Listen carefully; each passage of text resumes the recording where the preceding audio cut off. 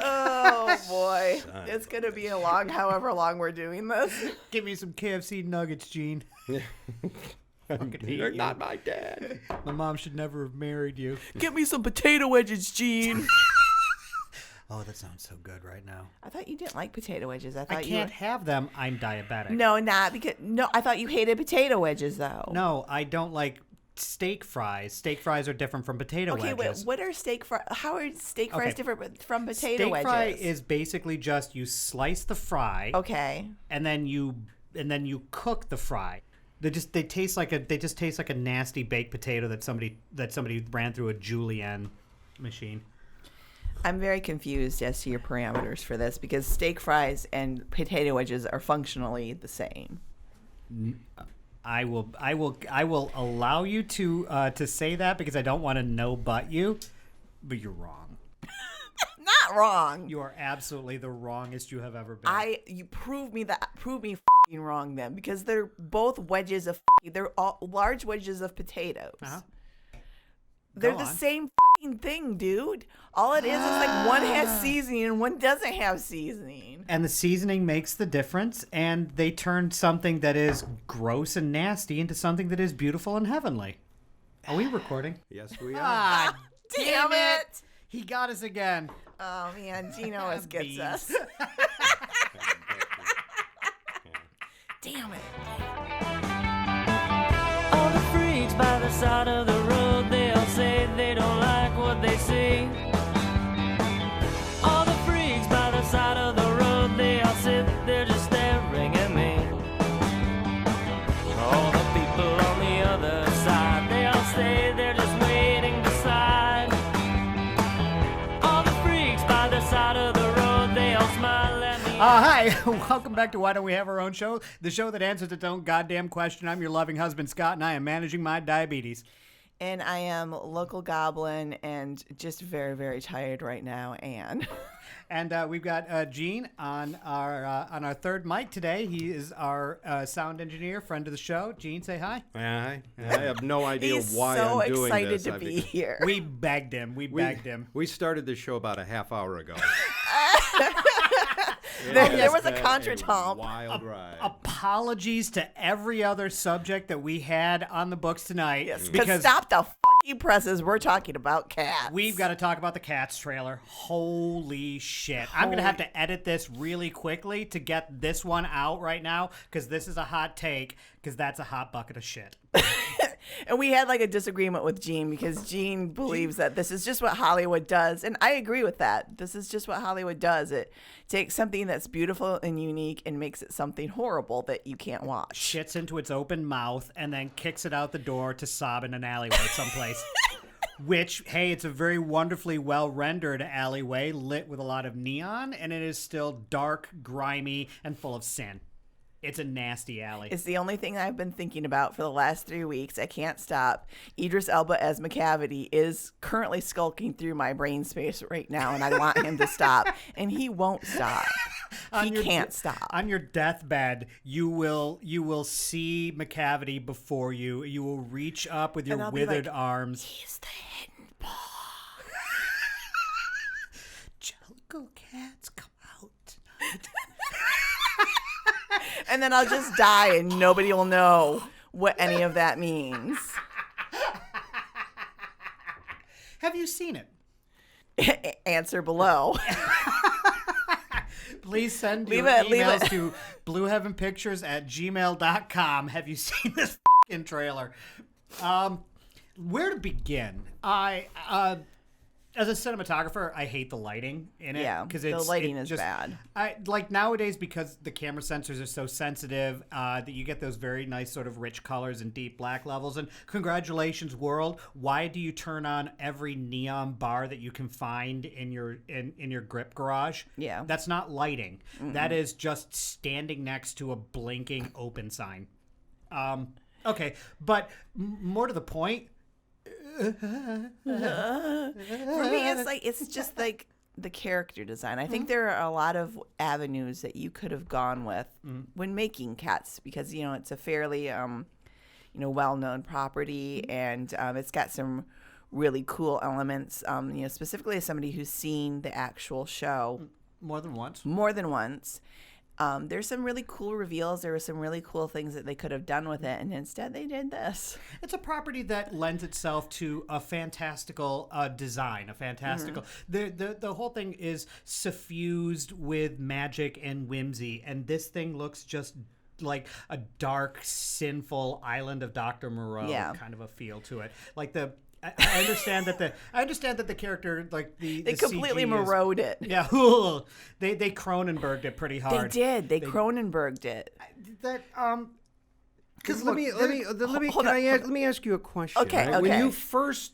When you first saw the play, right? Yeah, I've seen you've it the play. multiple times since I was 9. So when you went there thinking you're going to watch a bunch of cats singing. No, I'm Yeah. going to watch a bunch of people dressed up as cats. But the whole idea is they are cats. Yeah. They are cats. They're dancing. The cats are singing. I did expect Okay. that. I did not expect Taylor Them to Swift. look like cats? No, I didn't. I expected them to look like cats, but I didn't From a expect distance. Taylor Swift to be covered in CG fur with moving cat ears on top, but still to and- look fundamentally like Taylor Swift, but with cat ears and fur all Like somebody over had her. just sliced her face Yeah. off with a potato peeler and stuck it onto some Yeah, sort of like we some annoying sort of nightmare. oranged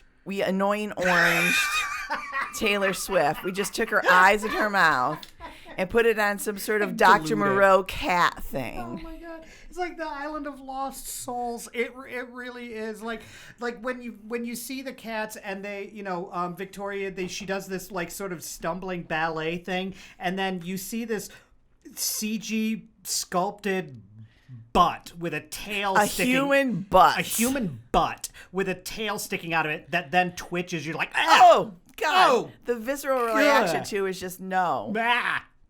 It's just, ugh. Okay, so look, I mean, I don't even know how to approach this without sounding like we're gonna go a little blue.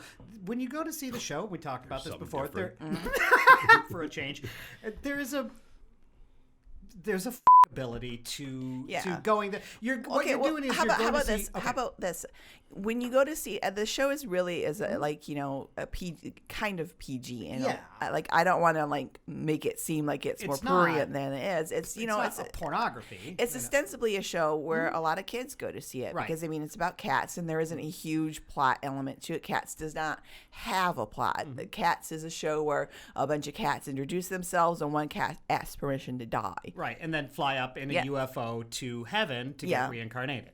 So I mean that's ostensibly the plot to Cats. So there isn't much there. Like kids can follow it. Right.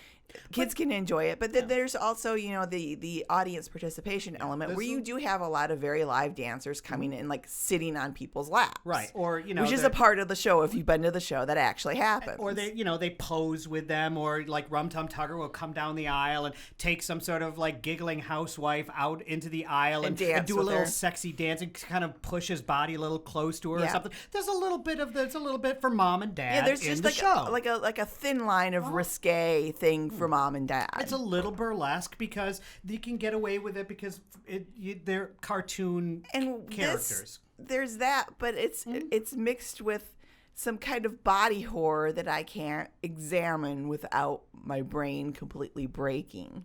Wait, you mean the trailer to Yeah. it?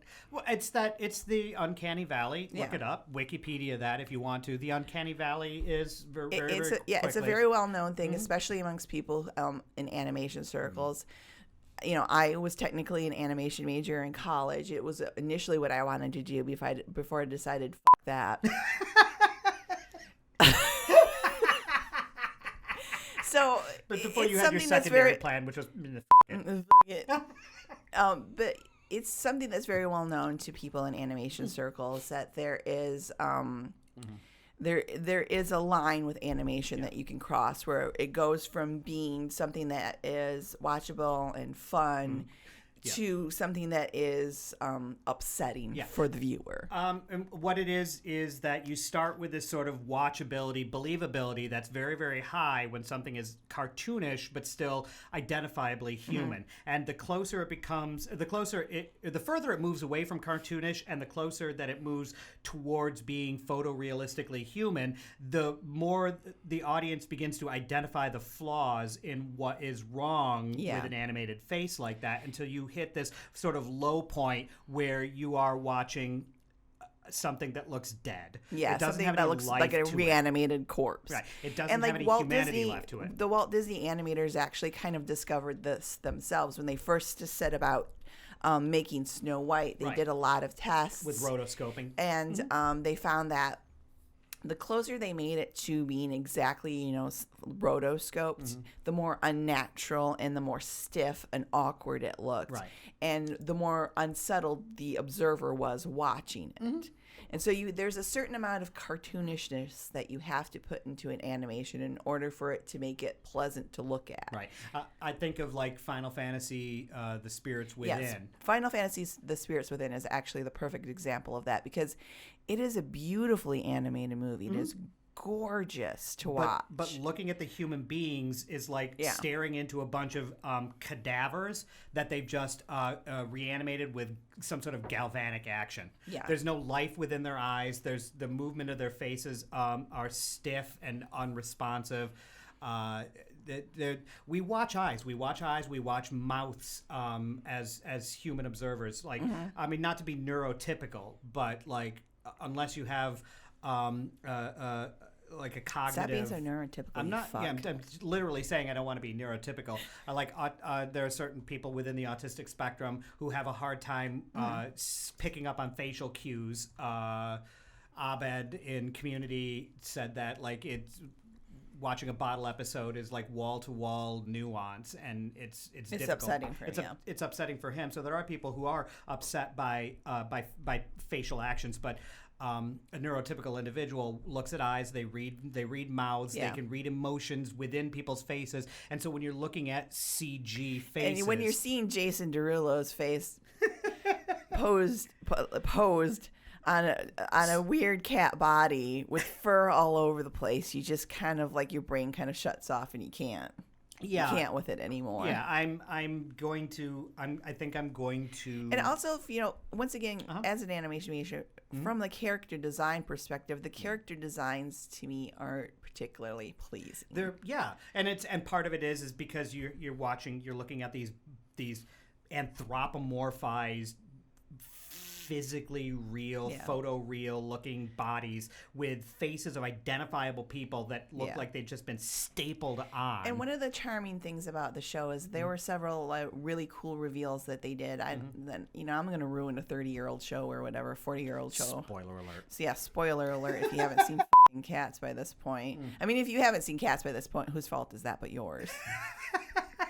And, if you have seen Cats by this point, whose fault but that is yours as well. I mean, whether you've seen or unseen Cats, you're to blame no matter what happens because you went and saw Cats. Or you didn't see Cats. You are the master of your doom. You're the master of your destiny when it comes to watching or not watching Cats. Your damnation is in your hands.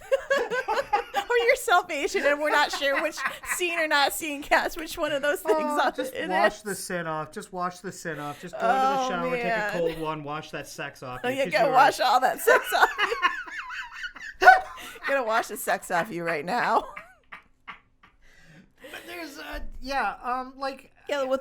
with Jenny Anydots, the beginning of her thing, she starts off in this big sort of overlarge coat, which at one point she takes off and reveals underneath like a beaded outfit that looks really cool, and they do this whole tap dance routine. And I am assuming they're kind of cutting that out because I mean, if Rebel Wilson, who I think is probably playing Jenny Anydots, I'm not 100% sure. Is that confirmed? Yes. Yeah. So from the trailer, she's clearly not wearing the costume for that. She's not wearing a coat. She's not wearing a coat. She's That's not her wearing flesh. Yeah, she's wearing her flesh and nothing else, which which is a whole other issue. Which it's an issue of And like, it's like she's the thing that makes me mad about this is she's really a great choice to play that part. Let's be real. right. Let's real talk. She's I know wonderful, she can she's sing. funny, She's funny, which that particular part you need. You basically need it for that particular part, and I think she's a fantastic choice. It's just unfortunate that she looks like she's wearing a cat suit over her human suit. Yeah, she's wearing a furry Zentai suit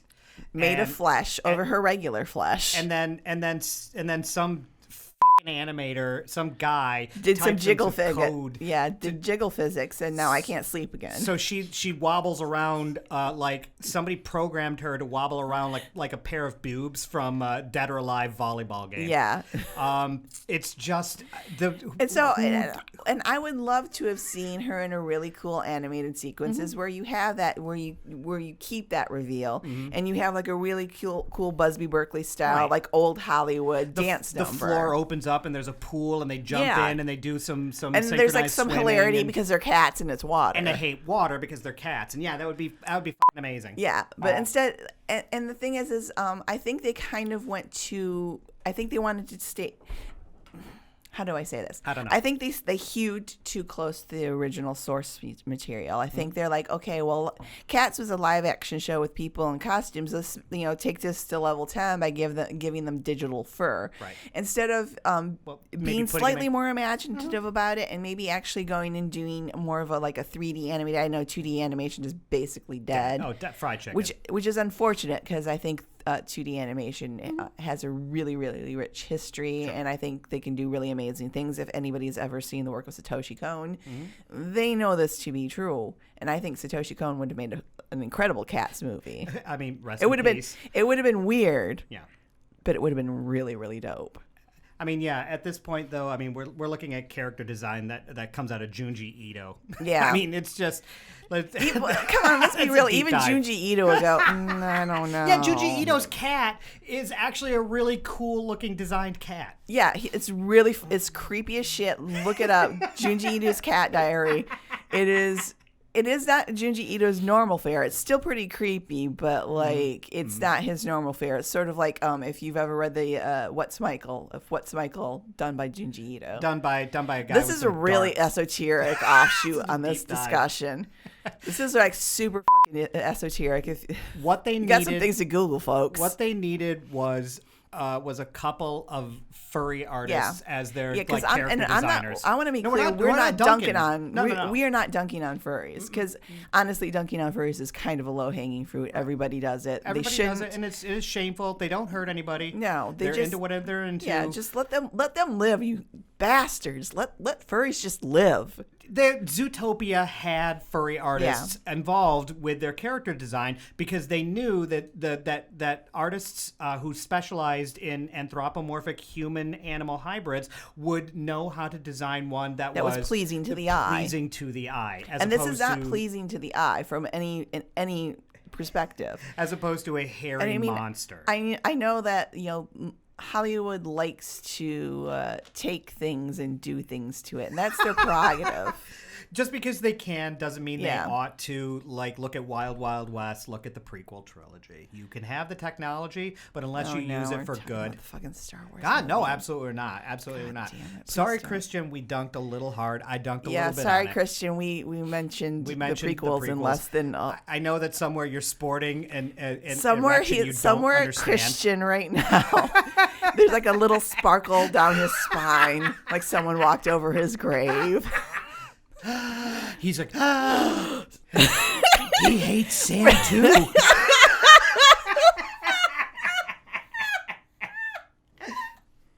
Get a furry artist. A furry artist would have given you something that looks less like somebody's dark criminal sin. This is the shit that would be filed away in a folder on your laptop that you hide. This is the hidden laptop folder. Like, if you want to be unimaginative about it and do the live action version, then just do fucking costumes. Because, I mean, essentially that's all this is. This is just a digital digital costumes. costume. And it's like, could you be any more boring? You could have done like 1,000 different things with this. There are a lot of really good examples. Zootopia, we mentioned. There's also Puss in Boots from the Shrek franchise. Well, I mean, hell, Porco Rosso and The Cat Returns are both perfect examples of how to do anthropomorphic animals. The Cat Returns is actually really it's great. beautiful. That is a really great example because it's like it keeps the cat-like design. It keeps them cats, but it also has that element of anthropomorphicness where they can get up on their hind legs and do stuff. Howl, when he's halfway into his transformation in Howl's Moving Castle, you talk about the dragon in Spirited Away. All these wonderful examples of taking a human and turning it into an animal. And this is what they done is just They made a potato peel. sin. You did something dark, boy. You done it dark. You did it dirty, and you did betrayed it. Jesus.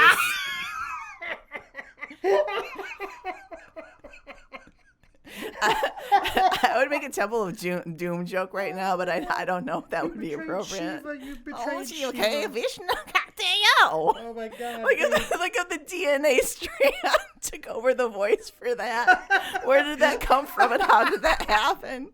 Dinosaurs. Dinosaurs! Is this the Jurassic Park episode now? Is that because you earlier before the mics were on, you referenced that one God, thing. yeah. Gene and I got into a contretemps, and I started yelling the Ian Malcolm speech at him, and I think You even pounded the desk, which I just thought was beautiful. and you're selling it. You're Selling it. You're gonna spill my coffee, you bastard. And Drink it and harder. Gene knows how he feels about coffee. Don't mess with the coffee. don't mess with the coffee, Scott. Jane's coffee, Gene coffee, coffee and cigarettes. Just gotta drink coffee. Just gotta drink a little bit of coffee here. Oh, Burn my Jesus throat. Christ. I like it boiling hot and poured down my throat like tar from a castle parapet. I'll drink to that. Black You like get my it. sins. Oh man. I feel like this trailer has fundamentally broken something within both of us. Something that's never ever gonna be the same. Like the rest of our life, we're gonna carry the scar on our heart.